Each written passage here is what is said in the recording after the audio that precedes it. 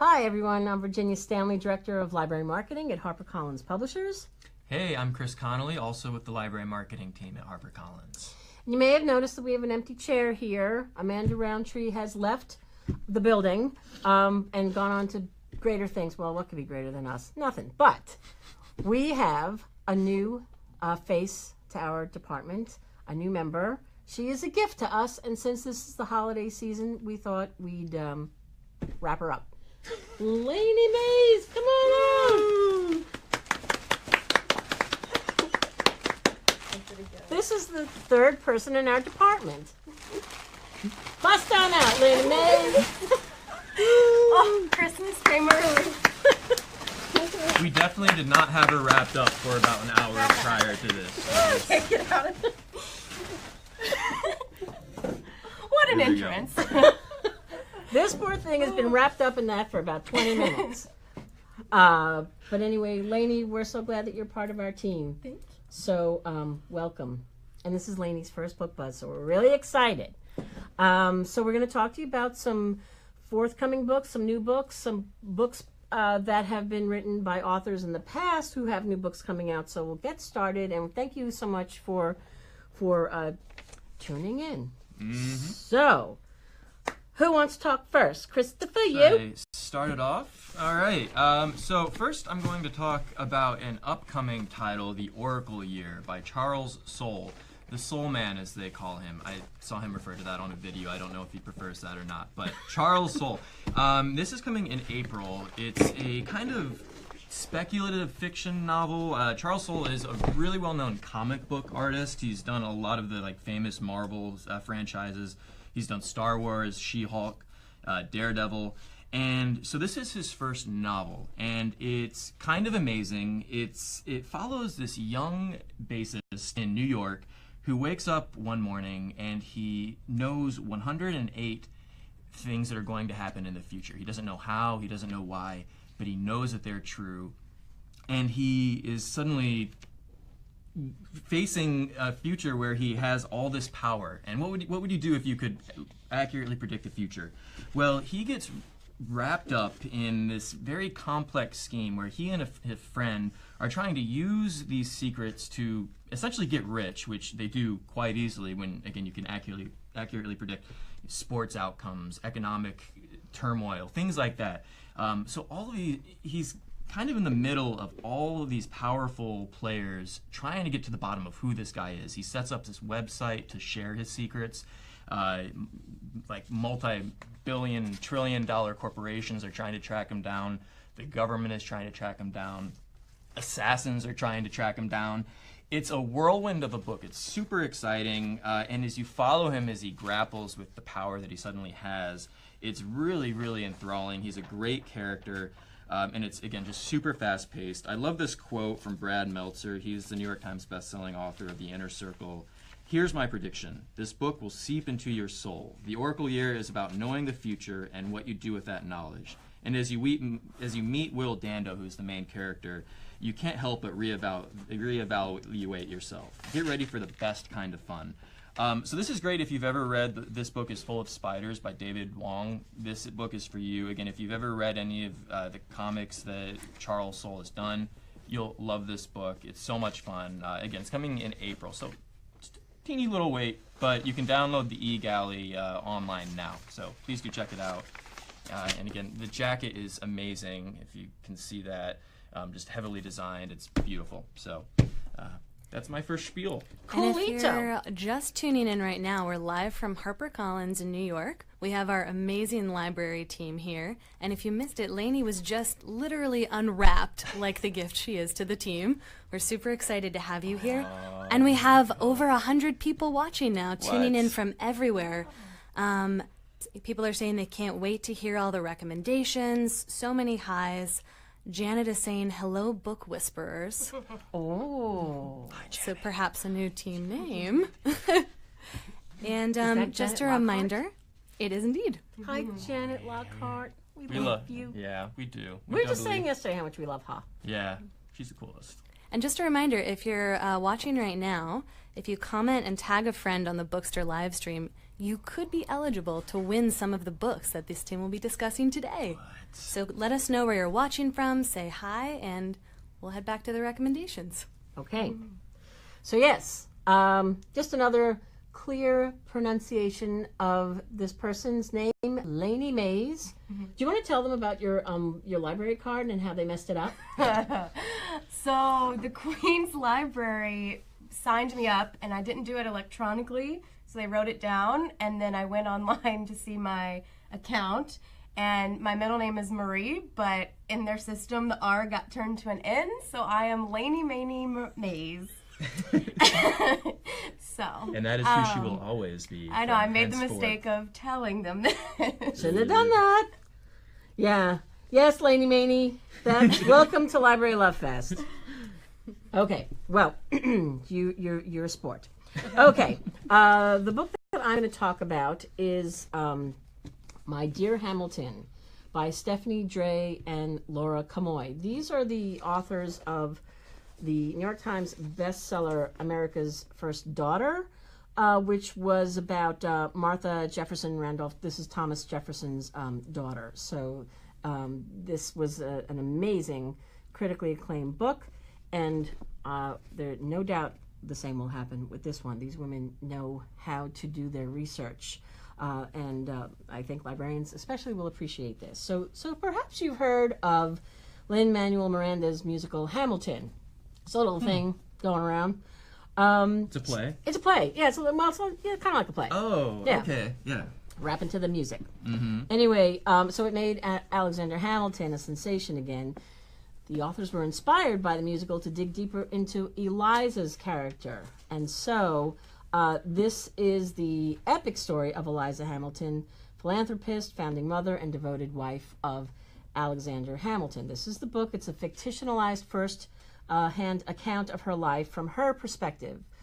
So it's before and after her marriage. Before her marriage to him, after his death. It's the whole sweeping scope of her life. And she was something else. This is from her teen years to her marriage, and then, as I say, long after his death, when she became like this real keeper of the flame for the Hamilton legacy. She was the true mother of the American Revolution. She was a fighter. She fought for her marriage even after his very public affair with another woman.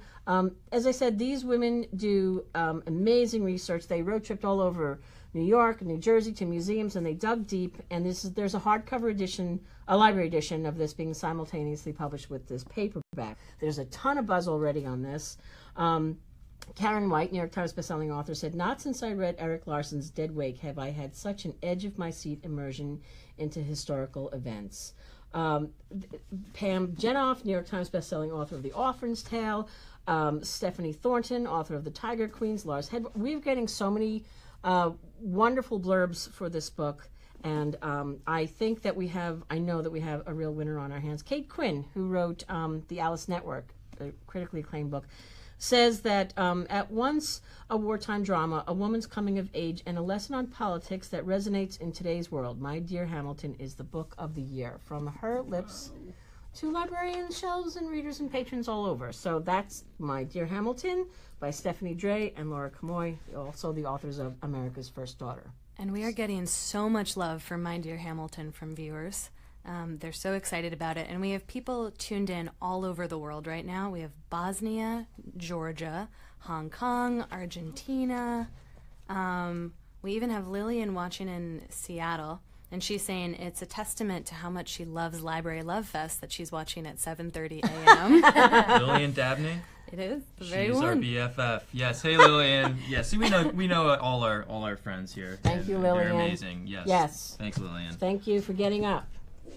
All right. It wasn't easy, I'm sure, but we're glad you're here. Thank you, everybody, for checking in and hearing what we have to say. It's really great. And Donna Wilder just chimed in. This is such a valuable resource for choosing a wonderful book. Oh, thank you, Ms. Wilder. That's lovely of you to say. All right. What's Another book? next? More books. Yeah, more books. Are you ready? I'm ready. Do you want to do it? Yeah. Bum ba bum ba ba ba ba So- bum. Lainey Maney Mays' first title presentation. Go. First title presentation. So this book is That Kind of Mother by Rumaan Alam. It comes out in May, and it's set in the 80s. It's a story about parenthood and motherhood and just kind of finding where you fit within that, and it's about race as well. So the story is about a new mother named Rebecca, and she has the baby and decides that motherhood's not really what she thought it was going to be. So she leans on somebody at the hospital who has taught her a lot of things, and she asks this woman to be her nanny. So Priscilla comes into the family and becomes a nanny, and they become close, freeing Rebecca up to kind of start her life. She becomes a poet, and she can kind of have a career like she might not if she had been with the baby all the time. So this goes on, they become close, and Priscilla actually becomes pregnant, and she passes away during childbirth. So the baby, Rebecca takes the baby in, and she decides to adopt this baby. The baby is black, and Rebecca is white, so that already has some problems to it for her, but she doesn't see it. She just keeps going. But the baby's family from Priscilla's side kind of check her privilege in a way, and she knows a lot from that. And so, like I said, it's about race. It's a good conversation topic now. They go over a lot of things like police prejudice, which is really interesting. I have a quote from Danzy Sena, author of New People. This gorgeous book calls into question all of our assumptions about family, tribe, race, loyalty, privilege. Brave, sharp, empathetic, and he shows us motherhood as I've never seen it. So he is also the author of Rich and Pretty, and he, although he's not a mother, he said he wanted to show the terrifying leap of faith that is parenthood, and he and his husband are adopted 2 black children, so he kind of knows from that, and it's really good. And there's a lot of Princess Di, it's set in the 80s and 90s. Mm-hmm. It's interesting. First book buzz. Did it. On the books. And you have people all over the world On watching the it. books. And you did it with a present on your head. I did. Could you have imagined? That was wonderful. That was fabulous. So proud. And this is somebody who was wrapped up in gift wrap paper for like 20 minutes. And I think, I think that makes it, that is a very good book club book, because there is so much to talk about. As you said, there's issues of race and motherhood, and I think there's a lot of I just think there's a lot of topics that are very accessible and quite chewy. So I'd give that 3 steaks on the chewometer. I just made that up. Okay. Next, what's happening next? What do we want to do? I don't know. Talk about books? Want to talk about books? Yeah, let's do it. All right. Who wants to go next? I will talk for one quick second because we don't want to run out of time. We have so many books to talk about, but I do want to mention, where is it? So many books. What are you looking for? I'm looking for The Last Mrs Parrish. We have a lot of love coming about the outfits. Barbara's saying she loves the sweater with the Santa and the candy canes. Betty loves the gorgeous box on the head look. Janet's saying, well done, Lainey. Thank you. We have folks watching from Colorado, Harlem, South Africa, Florida, Greece, all over. That's fabulous. So if Hey, you're go to just all tuning of in those now, places, we please. have over 150 viewers. Beautiful. And we're live from HarperCollins with the HarperCollins library team giving their recommendations for some of their favorite books from 2017 and 2017, Yeah. 2018. So if you want to know what to give as a last-minute gift this holiday season, we have some recommendations.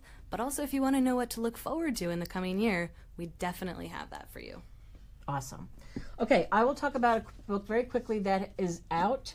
But if you have not heard of The Last Mrs Parrish, you have to read this book. We've both read it. We've both loved it. It was a library read selection, and it is this really, really, really wonderful story about a woman who is kind of like a grifter and has nothing, and feels like she deserves a whole lot more. So she sets her sights. She reads about this couple, this very golden couple in Connecticut, and they kind of have everything. They're rich and they're beautiful, and they look like they have the charmed life. And she wants that, and so she's quite creative and manipulative, and she worms her way into their lives. She starts with the wife, but the real goal is the husband. their last name is Parrish, and she wants to be the next and the last Mrs. Parrish, and she will stop at nothing. And it's so good. It was actually just picked up by Reese Witherspoon. Reese Witherspoon has a book club, and this was just selected as the next book club. It's just fantastic. I mean, you can't, I always say it's like eating a box of Wheat Thins. There's no good place to stop. You can't stop. It's that good, right? It's delicious, naughty candy, as I like to say. It's so good. And yeah, this woman is so brilliantly diabolical. Like, you can't like her because she's evil personified to a degree, but she's just so good at being evil personified that it's just a great, fun, thrilling read. Yeah. So yeah, it's like a one-sitting read for sure. It is. Yeah. So if you're looking for a present for somebody, I swear I'm not doing the hard sell. I'm trying to help you. If you don't know what to get somebody, get them this. Okay. It's so good. I actually envy anybody who reads it for the first time. Yes. That's how good it is. Okay. All right, let's go back to more new books. You guys want to talk about something forthcoming? I really, really want to talk about Bearskin by James McLaughlin. This book is a little ways away. It's coming out next June, actually. So sorry to tease you, but again, it is available on Edelweiss if you want to download the eGalley. This is a debut. Doesn't read like a debut at all. It's incredible. This is what we call our lead read pick for next summer. Lead Reads is this program where the sales staff votes on one title each season that we think is going to be has the greatest chance for critical and commercial success. We did that with The Nest, Cynthia D'Apri-Sweeney. You've probably heard of that. News of the World, Paulette Giles, National Book Award finalist. We're people of great taste. Magpie Murders by Anthony Horowitz, which I think we have stacked here somewhere. And with this book, it's a literary thriller that takes place in the Appalachian Mountains. Very, very strong sense of place. James is like kind of an outdoorsman, so he really is able to write about nature and the surroundings in a way that's not overwhelming, but it is very immersive. And it follows this man. He works for the Parks Department for this nature preserve, but he's running from a past involving a very dangerous Mexican drug cartel. And he's trying to stay low, but he's also kind of a dangerous man who tends to follow danger wherever it may be, and he is trying to get down to the bottom of these people who are poaching bears in this nature preserve. And while he's doing that, it's on this mountain which has this very kind of, it's tethered to Native American history. It's a very ominous, mysterious mountain that seems to hold some sort of power, and he's completely swept up in this hunt and becomes kind of immersed in nature. He starts to kind of lose his mind, so he's somewhat of an unreliable narrator, but he's just very focused on getting to the bottom of who is poaching these bears, which in turn brings him and kind of exposes him back to this Mexican drug cartel who is trying to hunt him down. It's so fast-paced, and again, it's incredibly written. I like my quotes. I'm going to read this one from C.J. Box, who is the #1 New York Times best-selling author of The Disappeared. Bearskin is visceral, raw, and compelling, filled with sights, smells, and sounds truly observed. It is a powerful debut and an absolute showcase of exceptional prose. There are very few first novels when I feel compelled to circle brilliant passages, but James McLaughlin's writing has me doing just that. Just all of that. If you're looking for a comp, The Northwater by Ian McGuire would be a good one, but this has just been one of the most immersive reading experiences I've had recently, so I'm completely gaga. Coming in June. Sorry about the wait, but it'll be here before you know it. And speaking about some awesome quotes, we have some really great comments coming in right now. We're getting love from Turkey, Ethiopia. Anna is saying that she wishes she was in that book Paradise with you guys. You guys have excellent taste in books. Megan wants to let us know that she's reading a book a week, and it's kind of an addiction. And we have a lot of love also coming in for The Woman in the Window. Oh, funny. We have a lot of love for this. Bonnie, you should mention that. This is the first time I've actually seen the I know, finished isn't it cool? copy. It's beautiful. Check it out. Yeah. We love this book. We've been talking about this book for how long now? Since the 6th grade. Yeah. We were in the 6th grade together, and I think this is what connected us. Somehow, I got older. I love the cover. Isn't it great? Mm-hmm. Ah, Stands out. Okay, we're just a little. All right, so you brought it up. So You brought it up. you brought it up, and so we're going to talk about it because it's fabulous, and it's not on sale yet. It's on sale January. Second. Yes. January. Nice. Yes. But it's just released, which is why we're getting a little crazy here to actually physically hold this book in our hands, which is amazing. This is The Woman in the Window by A.J. Finn. This is a debut thriller that is written by A.J. Finn is his pen name. His name is Dan Mallory, and he is a wonderful, brilliant publisher. And he, when you find out that a friend writes a book or a colleague writes a book, the first thought is, uh-oh, I'm going to have to like it or pretend I like it. I'm telling you now, everybody who's read this book has loved it. Do you want to talk about it? Do I? Yeah. Okay, so I remember reading this for the first time, and again, I knew who was writing it, but I was maybe a quarter of the way through, and I was perpetually hit with this, oh my God, this guy can write. Like, I would have to step back and be like, wow, not only is the character, this psychologist, so step back. This is about a psychiatrist, this woman who is also, oh God, what's the word? Now I can't talk anymore. She's an agoraphobe, right? She's an agoraphobe. She can't leave the house. Yeah, and so she stays inside. She drinks too much wine, sometimes mixed with a few too many meds as well, and spies on her neighbors through the window. Very Hitchcockian. One day, she's looking through her window and witnesses a murder of a woman who seemingly doesn't exist. And no one believes her because, she's a drunk, kind of. But she's a wonderful character. She's so well written and so believable, and so you feel for her and you want to follow her through to the end as she gets to the bottom of what actually did she see, because no one's going to believe her. It's up to her, but she can't leave the house. Yeah. So it's so contained and so tightly plotted, and there's so many twists and turns. I think I didn't guess a single one, and I highly doubt you will know ultimately what happened in that house next door. Yeah, that's good. There's also a lot of references because she's, as Chris said, she's sitting around. It's up in Upper New York City, Harlem, and she's drinking a lot of wine and she's watching. She's addicted almost as much to Hitchcockian Hitchcock movies as she is to wine and meds. And so there are many references to these films throughout the book, which is really very fun. We had several librarians, because we've been talking about this book literally since last spring. And so many librarians who are, if they're watching right now, they know about this book. They've read this book. They love this book. It was just announced. It made, I can say it. Yes. You can. The January Library Reads list it's the top 10 books of the month that are published in the month, and it came in at number 3. So we're really thrilled about that. And Chris is right.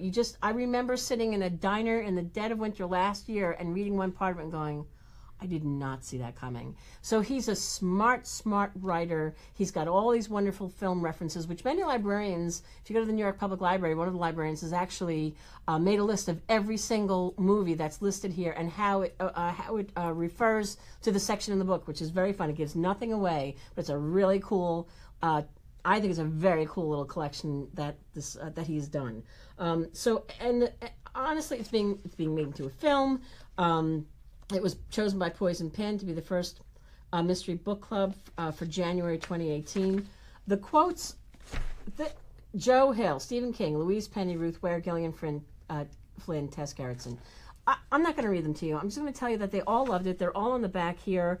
It's been published in 36 languages. It's our biggest book. Again, it doesn't go on sale until January, so buy it for somebody's birthday or something, because you can't buy it for Christmas. But it's Somebody great. you really love. Not just love, really love. Buy it for These them. two together will keep you home for a couple of days. Just call in sick. PJ is saying she doesn't have a lot of time for fiction, but so glad she made time for Woman in the Window. Carla's super excited to read it, but Betty's saying it's a little cruel to make her wait until January to have a chance to read it. I know. Sorry, but What can you do? And Susan's saying the books sound incredible, and Donna wants to let you guys know that you're an incredibly informative little Christmas gift for anyone who loves to read. So thank you so she much. Sweet. What a nice lady she sounds like. I like people. I like people too. Okay, should I talk about one that's coming up, and then we'll hit Lainey with another one? Look how beautiful this is. This is The Perfect Mother by Amy Malloy. And how beautiful is that? This is going to be a major motion picture. You're going to hear a lot about this book. So this is about a group of women, mothers, young mothers, new mothers. It takes place in Brooklyn, New York. And it's... they sort of lean on each other at first because they don't know, they're new mothers, so they don't know anything. So they're all kind of leaning on each other to figure out, like, how to be a mother to these little babies. And so then they start to form a deeper friendship, and then they decide to go out, get a drink and, sort of like deepen their friendship and widen the conversation to more than just diapers. And unfortunately, what happens is one of these women, her baby goes missing. It's a little baby infant, and that sets off a chain of events about the looking for this baby, and then it starts, as will usually happen when something like this happens. When somebody goes missing, everybody starts looking at the person closest to the person who's gone missing, and so that is the structure, that is the bones, that is the storyline for The Perfect Mother. This takes place over 13 days and culminates in this very unexpected twist. So I love this kind of stuff because it's sort of like, a night out on the town. What could happen? They're the best things ever. I love those. And as I said, or maybe I didn't say, that it's going to be made into a movie. Kerry Washington is attached to this. She's going to star in this. So I have a great quote from her. But I just want to say that everybody in-house who has read this has said, I missed my subway stop. I couldn't stop reading it. I overslept. It's one of those. It's one of these. It's that. Can you hold that one second? Yeah. I want a visual. Trust me. This is great.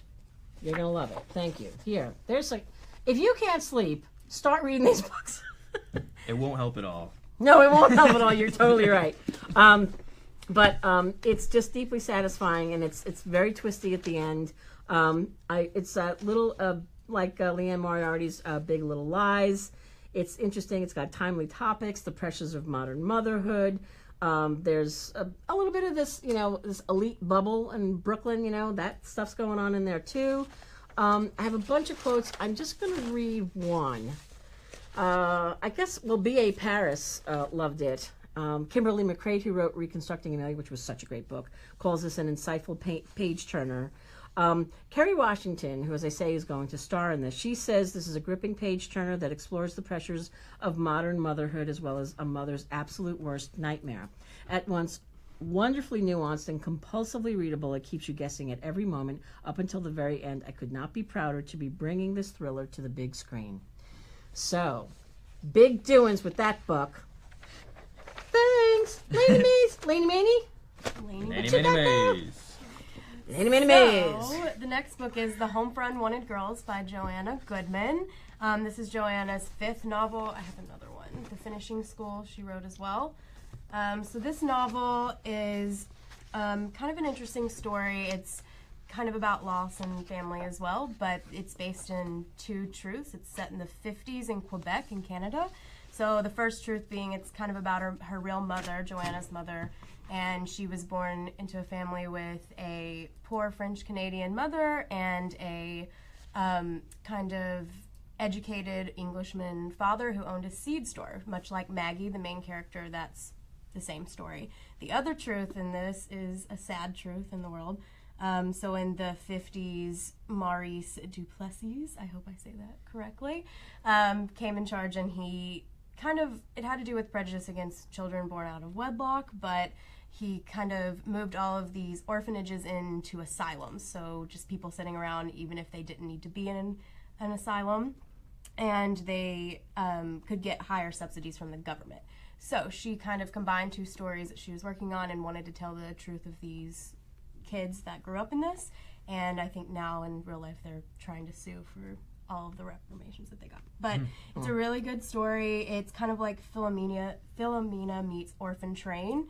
And I was pulled in the very first page. I knew it was something special. It's a really beautifully written, and the story goes a little bit beyond that. So Maggie kind of has a forbidden love, and she becomes pregnant, has to give her child up, and in Canada at that time you lose all rights. So she doesn't know where this baby is, and she kind of has to talk to her family and kind of confront them in this, and she can't get it out of her mind that this is happening to all of these orphans, and she goes on the search for this child she left behind, and it kind of splits off in the end, and it's both of their stories and how they can kind of fill this hole that's been left.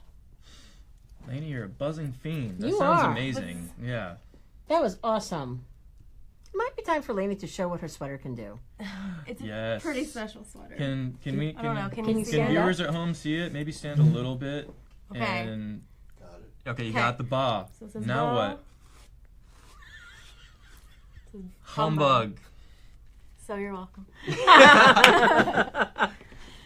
I don't feel that way though. Isn't that hilarious? I love that. That was Great find. excellent. Thank you. You are just doing Round of great, applause. kiddo. Round of applause Are we quick? from your supportive And co-workers. we still have way over 100 viewers watching. Carla's saying, thank you, these all sound so good. And I Good. think Justine might be someone who should be on your team. She's saying she wants to live in a library maze. Her bed would be in the middle, and food stalls would be all over the place. Sounds kind of like the dream. Some kind of utopia situation. Yeah. Yeah. Okay, That's a tomorrow beautiful night. image. Thank you. You know, roommate. Bunk beds. Where does she live?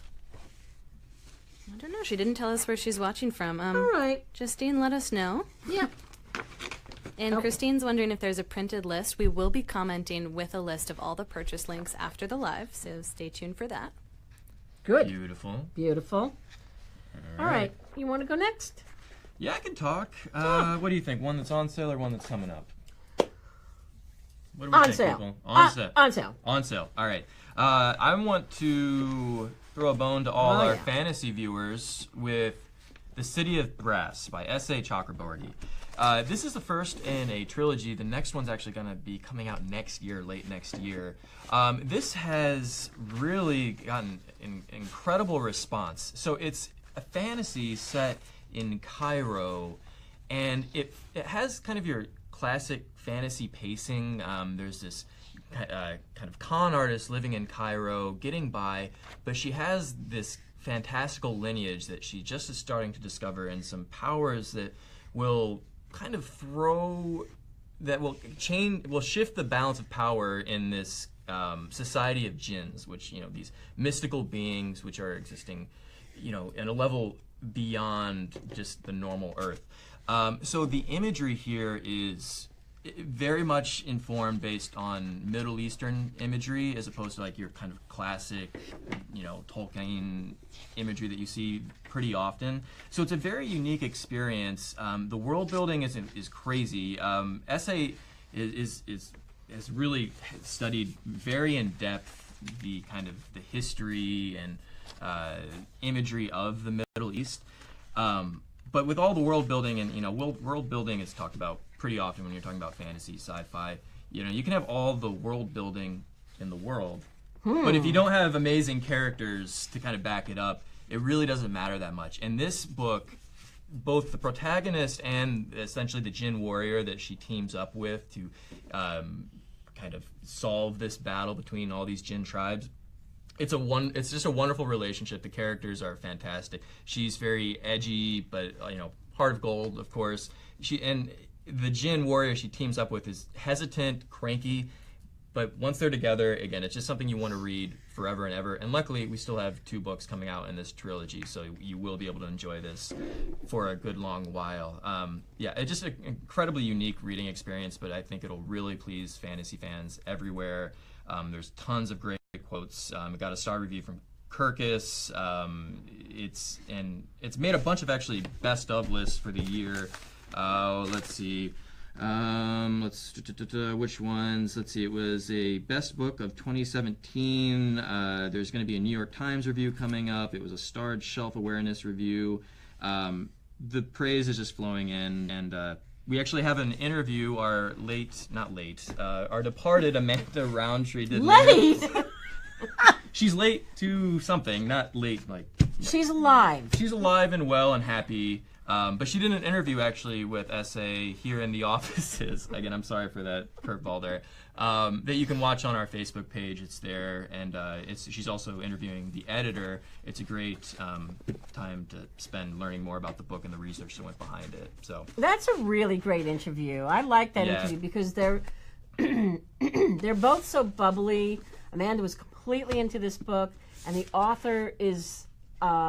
She's just as bubbly and effervescent and funny, and I don't know. It was fun to watch that. So if you get a chance, it's on Library Love Fest, right? Yes. So just go check it out. It gives you, and she's so smart, and she's so accessible, and she's so available, and I just love the I don't know, the chemistry that they had together.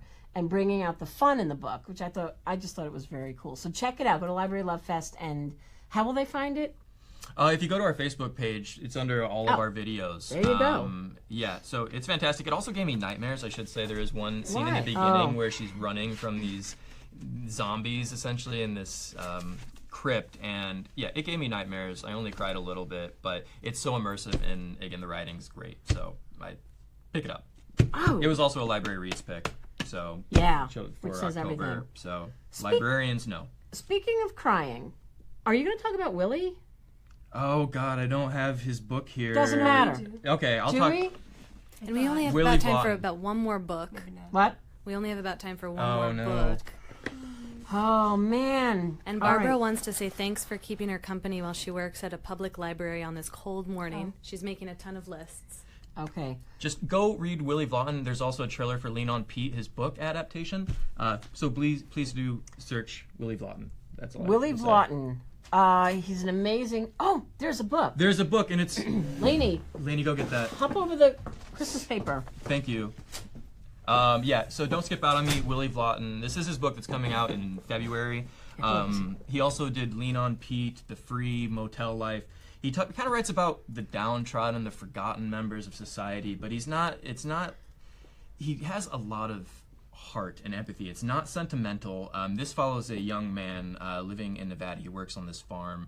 He's half Paiute Indian, half Irish. And he was abandoned at a young age by both his mother and father. He's raised by Mr. and Mrs. Reese, this couple who owns this farm. But he has this kind of identity crisis where he wants to be a world championship boxer, but there are no good Native American boxers. So he feels he needs to go on a quest, pose as a Mexican boxer, and prove his self-worth. This isn't a boxing book. This is a book, again, about identity and abandonment and loneliness.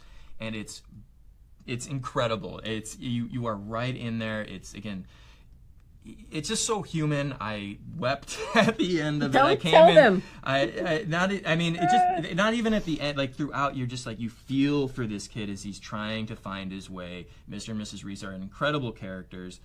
It just will keep you up. And I read this again months ago, and it still feels like I just read it last night. Like it Tell 'em just about the music. sticks with you. Oh, and so Willie is a musician. He has a band, Richmond Fontaine, and he did the book soundtrack for this, which I can hook any of you up with. It's incredibly immersive and beautiful. It's instrumental. It's kind of a Western twang. There's it's so beautiful. It's incredible. He's really talented. If you I want to say know. anymore, You know what? I know we have to go really fast. Maybe we'll just do a couple sentences on a couple more of these books. But we didn't even plan to talk about this, and I don't know why, because we are in love with this guy. Yeah. I've read his other books, Motel Life. He's such a wonderful writer. Do check out Willie Vaughn, and his music is just so haunting and beautiful, and it's just a wonderful book. We both loved it. I'm so glad that you're a fan now. Yeah, for life. Yeah. All right, so I think because we're running out of time, how much time do we have? Any? We just hit 40 minutes. Okay. Are people dropping off? No, we still have over 100 people watching. Megan's super excited about the next live stream. Everyone wants to know how they can know next time you're on. So if you don't already follow Library Love Fest, check it out, follow their page, and they always let you know when they're about to go live with more of their stellar recommendations. Yeah, follow us, and then we'll let you know when we'll try and do these more often. Okay, I think we should do lightning round, like maybe 2 sentences on each book if we can do it. For as many books as we can. Summer Hours at Robbers Library. Ignore this jacket. This is not the jacket. I shouldn't even be holding this up. But it's a wonderful novel by Sue Halpern, and it takes place in New England, and it's set in a library, mostly set in a library, and it's a coming-of-age story about a young woman who is raised by these parents, and they're kind of off the grid, and she has to spend her summer in the library because she stole a book. So that's her penance, and she loves that because she loves books. Anyway, this got great characters in this, and I highly, highly, highly endorse this book. Not the jacket, Summer Hours at the Robbers Library. Seriously, that fast. What do you want to say? So Stray City is one. It's beautiful. I really enjoyed it. Chelsea Johnson, it's her debut novel. It's about 90s Portland and kind of the gay lesbian scene there. She moves into this family and creates her own, and she gets into a relationship with the man, which is kind of a no-no for them. So she has to kind of decide how that's going to work out, and it's kind of the two stories put together. It's kind of an edgier Maria Simple, and it's like an only gay family story, and she wanted to represent the life she knew. So it's really great. I enjoyed it. It's beautiful. Thrity Umbergar, who is a wonderful writer. I adore her. Everybody's Son. If you didn't read that. That was her last one. So 10 years ago, 2007, she wrote The Space Between Us, which was set in contemporary Bombay, and it's the story of an upper middle class Parsi housewife and the woman who works as her domestic servant, and it's about their relationship together. 10 years later, she's written The Secrets Between Us. That comes out, it's not technically 11 years. It's coming out in June of 2018, and it's a decade later, and it's a stunning sequel to this, and she's a beautiful writer. And as I said, Everybody's Son was also a wonderful book that I highly recommend, as I do these. Go. Cool. Okay. So I have a book. I can't show you the jacket yet because it's going to be unveiled soon. It's Paul Tremblay's upcoming book. It's called The Cabin at the End of the World. It's coming in June. So you'll know him from first A Head Full of Ghosts, which got tons of praise, kind of turns the exorcism story on its head. Then you have Disappearance at Devil's Rock, which is kind of turning the psychological suspense genre on its head. And now with Cabin at the End of the World, Paul Tremblay's kind of doing taking the hostage story and turning that on its head. It's these two husbands and their adopted daughter who are at this lake, this kind of remote New Hampshire lake, and their cottage is invaded by 4 people who claim that either the husbands or the daughter must sacrifice themselves or the world will end. So they're faced with that decision. So very fast-paced. If you read Head Full of Ghosts, you know that Paul writes children narrators really, really well, and this adopted daughter is brilliant in this book, but it's also terrifying because she's in such a dangerous situation, and you don't know what's real, if it is actually supernatural or not. It's brilliant. I just finished it, and it's really, really good. So that's coming in June, but again, you can get these two now, and again, this blew me away, so I do highly recommend Head Full of Ghosts. And Amanda interviewed him, right? Yes, she did. So Amanda, again, while she was alive, and she still is alive. She was alive then, she's alive now. She's alive now. And then she interviewed Paul Tremblay, who is also alive, and that is available on our Facebook page as well. So. Okay. A few more minutes? Mm-hmm. Yeah? And Sandy's saying, thank you so much for this. Loved it. Can't wait to read. Okay. Cassie's saying these sound like great stories. And Betty's just saying, keep going. Okay, very, very quickly. Peter Stark wrote Astoria with us. That was his first book with us. This was this tale of John Jacob Astor's 1810 expedition to claim the Pacific coast for America and turn it into a global trading empire. This was amazing. It got mass critical appeal, sold 100,000 copies in all formats. New York Times bestseller. The man knows what he's doing. So he's back, and he's writing Young Washington. We get a view of the life of George Washington before he became a leader that we recognize today. So he breathes life into this version. It's almost a coming of age. So kind of meet him when he's really like 20 something, and he makes a lot of mistakes, and he takes us into the head of George Washington that exists outside the lore of American history, and into his head, and helps us understand what drove Washington, how he got into and found his way out of difficult situations.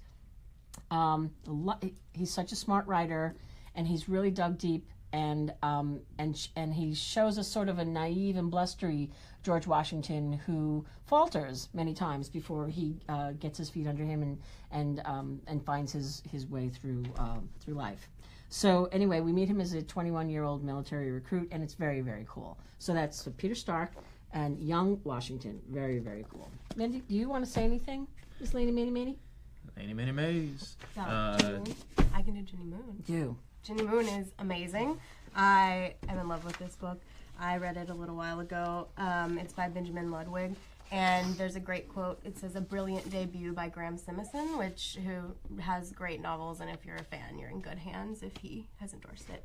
So I really liked it.